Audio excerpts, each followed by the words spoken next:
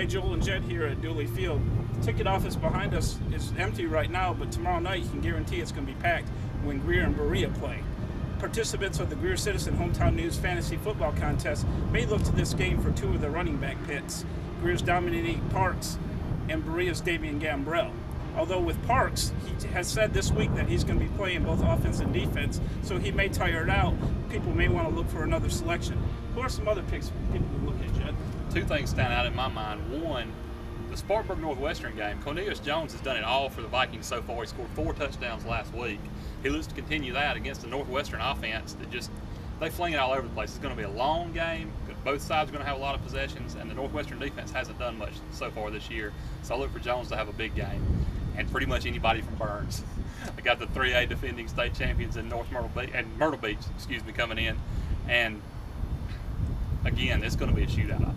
I think anybody from Burns would serve you well this week. Right. You know, I've been looking at the possible picks, and I see Chase Dodd. He really sticks out to me. You know, a lot of people last week, they went with Jake Lambert from Woodruff, and good pick. He had 89 points.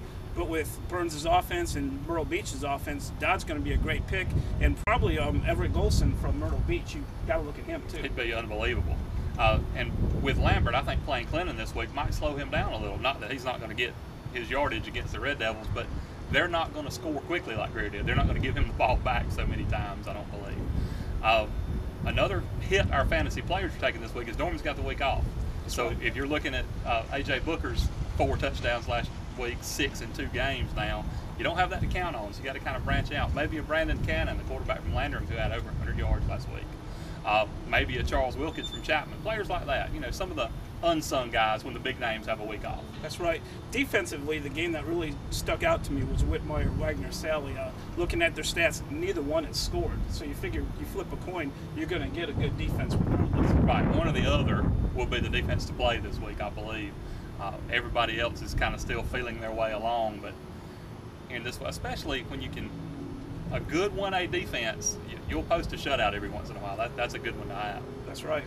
Well, that's it for this week. Keep playing Greer Citizen Hometown News Fantasy Football, and we'll see you next week.